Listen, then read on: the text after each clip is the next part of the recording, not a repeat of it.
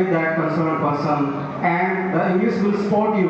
This is my confirmed belief about this very language.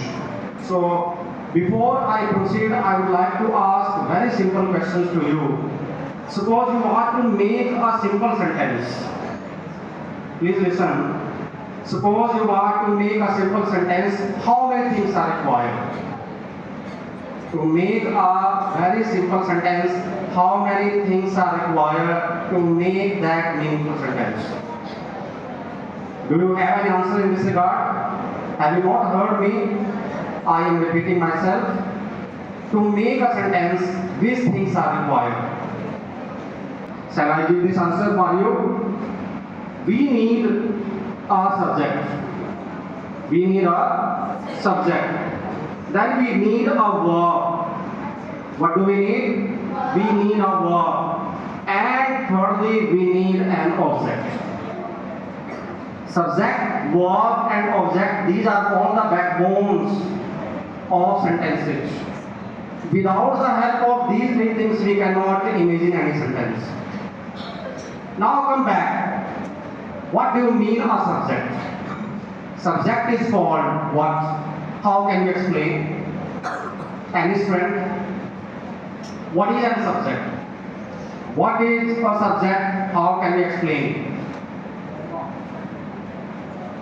Subject means doer of an action. It refers to a state too. So we'll learn with the help of sentences. I am a doctor. I am a doctor. She is a student. They are teachers. We are the bona fide students of this institute. In all these sentences, you are getting something. Just in the beginning, we are getting the subjects. A few minutes ago, I explained you that a subject is the doer of action. It is not 100% right to say. Another thing has also been added. A subject also refers the state. He is a doctor. It means to say that he is referring to a doctor. He is a subject and it is referring to a subject. It is referring again to the doctor.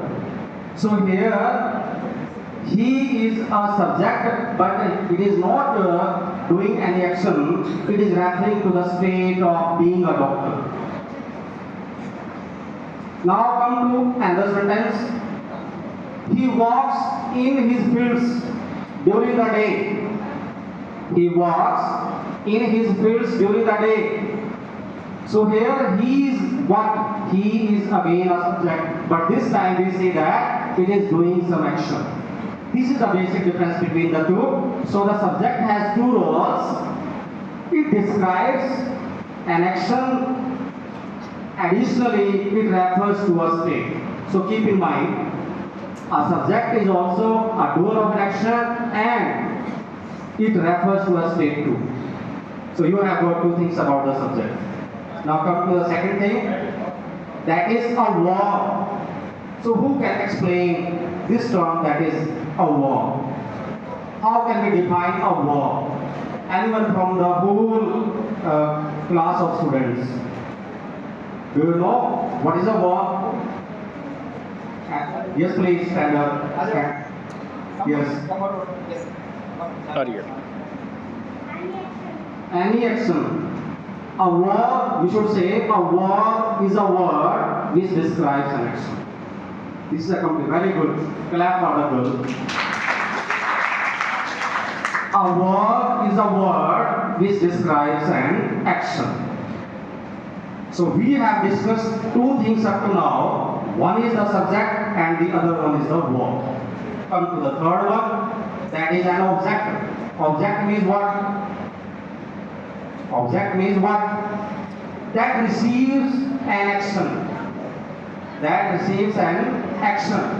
So these are the three things which are also called the backbones of making sentences. Without these things, the making of sentence cannot be possible. a slight difference can be adjusted in between.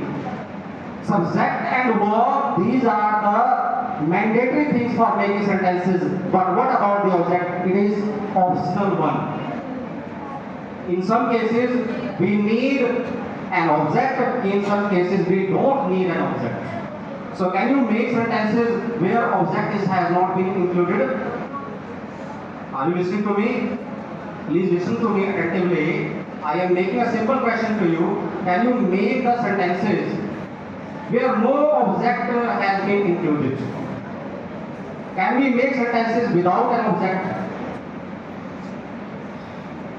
Anyone from the whole students? Can we make sentences without an object? Yes. The answer is yes. We can make sentences where object is not required. Example is, they are laughing. They are laughing. Here no object has been added. It means the sentence is still, but it is without an object. You can take another sentence. They are helping their friends. They are helping their friends. Their friends. It is a combined object. So, making distinguishment between these two sentences, you can come to the conclusion that in some cases we need objects, in some cases we don't need objects. But subject and verb both are mandatory things. Without the help of subjects and verbs, we cannot imagine any sentence. Subject and verb, these are the mandatory things for making sentences. So you have to keep this thing in your mind.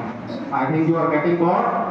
I will take some time again, but this way time I want to invite Dr. Rajesh to come again on the day and address.